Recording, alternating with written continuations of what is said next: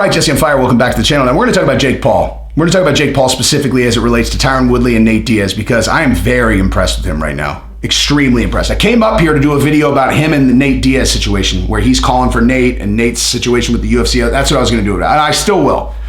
But right before I started recording, I went on YouTube and I caught the clip of Tyron Woodley receiving the Rolex from Jake Paul. Open it not to open it now. Open it right now? Yeah. Trust. It's a good gift. Is it? I'm taking it. You got it for him?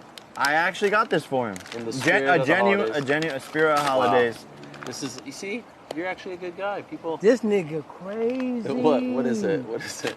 I swear I'm taking it on God. 100%. It's a box. He nuts. On God, he nuts. I'm just gonna move this. As a gift of respect for. What do we have? Everything that's wow, said. look at that.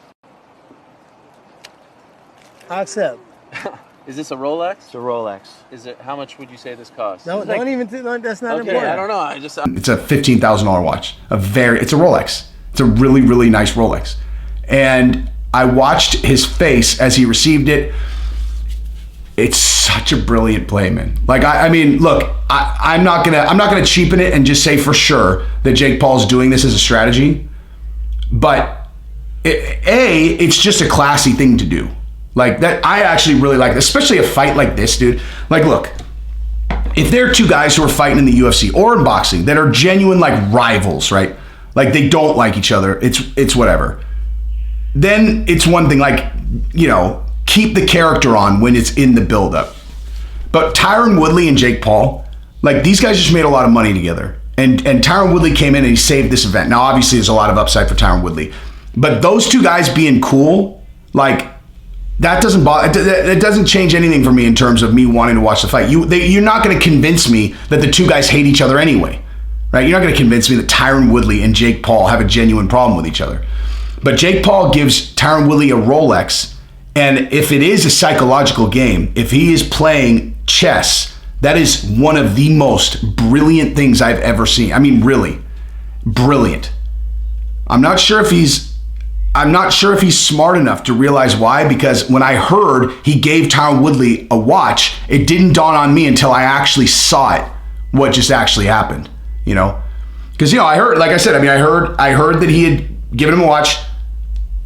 There was no inclination in my mind of like, oh, that's a game, until I watched it. And I was like, oh, wow, does he So here's the deal, right? Tyron was like moved by that. As I would have been. I mean, dude, if a person buys you like a Rolex, you gotta understand, dude, especially like, you know, you're me and Tyron Woodley's age. I don't really know how people think of Rolexes nowadays, like if you're young. But if you're me and Tyron's age, like, you know, around our age, a Rolex is the ultimate watch, or it was when we were growing up. I mean, there's a lot of other watches that I obviously know are also very, very, very, very expensive and potentially whatever. But Rolex when you're a kid, that's the one, dude, where you're like, damn, is that a Rolex? And so there's always this kind of attachment to that particular brand if you're a watch person. Like for me, for sure there is. And I mean, he gave Tyron He gave him a Rolex, and when Tyron got it, you look at his face, and he's like, "I'm gonna take this." And he looks, and he can't believe. Like he almost cries, dude. Like he's legit like moved, you know. And he's like, "Thank you, man." Like it's like a very, very like genuine moment of like real gratitude, which is awesome. For not just the fact that he's super grateful, but also you're gonna fight him tomorrow night, dude. Like you're gonna fight that guy tomorrow night. Now, which version of Tyron Woodley sounds more dangerous to you, right? Tyron Woodley. Okay, think about his personality. Well, I sometimes, okay, I don't know who's good at this. Okay, it's hard. Sometimes I take this stuff for granted. So I'll tell you, Tyron Woodley's personality, okay? That is a guy where if he has a legitimate problem with you, you are gonna have a fucking problem. Like there are certain guys where if you make it to where they hate you, they won't fight as well. You know, like they'll fight worse if they're mad. Like if they're mad at you, they'll fight worse. Tyron is not one of those guys. 100% he's not. He's just not, dude. He's not. And I realize you're gonna go, like if if your instinct is to try to pressure test this on me, you just can't take for granted that, believe me, I'm not wrong about that kind of thing. You go, oh, well, he doesn't have any, when did he have a fight where he didn't like the guy? Well, he didn't really have any. I'm telling you this that I know. This is the kind of thing I know for sure. And he's going to be, if you can soften him up, if it's possible to soften him up, which I'm not saying that it is, well, or at least if he's mad, he's going to be the worst version for you to face. If he's not mad versus he's like feels like a genuine connection to you, I mean, I think he's going to get softened, dude. I really do. He's not the kind of guy that would fight. He wouldn't have fought Ben Askren. Ben Askren's his boy. Okay? If this is a game of millimeters, dude. It's a game of millimeters. And if you're trying to give yourself a millimeter edge, a fighter who feels indebted to you, you know, like a real affinity for you, that is a good spot to be in. So when I saw him accept that, I really thought, I was like, that was fucking brilliant. And it's also awesome anyway. I'm not just trying to say it's like a head game. Brilliant. But anyway, so we'll see what happens. But also the Nate Diaz thing. So I realize I've been talking about Nate Diaz on the UFC side and not talking about him here in the Jake Paul thing when you can't talk about one without the other. And that is just reality, okay? Nate Diaz wants out of his UFC contract. Why, right? Why? Now, I knew this because Caesar told me. This, I mean, like before Nate was talking about this, like publicly, before any of these guys were talking about it publicly, Caesar told me this probably, I don't know, a year and a half ago, where he was like, Nate wants to fight his contract out and be done. And I didn't have any idea how many fights he had left, right? And now that we know he has one, it's because of Jake Paul, dude. Like, just straight up. And then Jake Paul is smart enough to know in his press conference, I want Nate Diaz. I think the people need to see that fight. And so Nate is left in this weird spot where he has another fight with the UFC. He definitely has to fight another fight with the UFC. And, you know, the UFC is not going to give him a big fight without him re-signing to a multi-fight deal. But Nate wants the Jake Paul fight.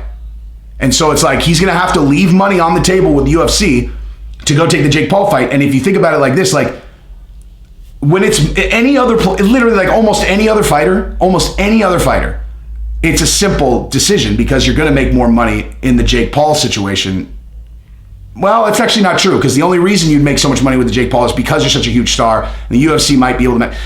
Bottom line, for Nate, it's Jake Paul or Conor McGregor. Like, the numbers are going to be enormous either way. But if he goes in, here's what I'd be thinking if I was Nate Diaz. I'd be going, okay, so I can fight this out. I can go take the Jake Paul fight in a one fight deal, right? And then regardless of what happens over there, then I can come back and I can fight Conor.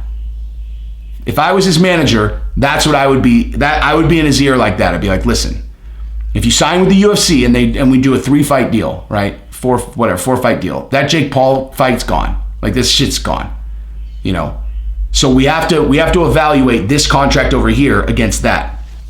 And you know, but here's the thing, the UFC can offer him multiple money fights.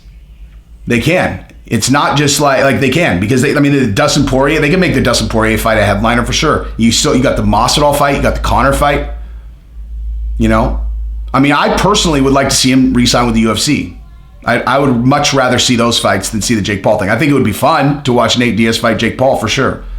But if I'm forced to, like for real take a side in UFC versus Jake Paul boxing, that's an easy side to take. I feel the loyalty in the direction of the UFC, obviously.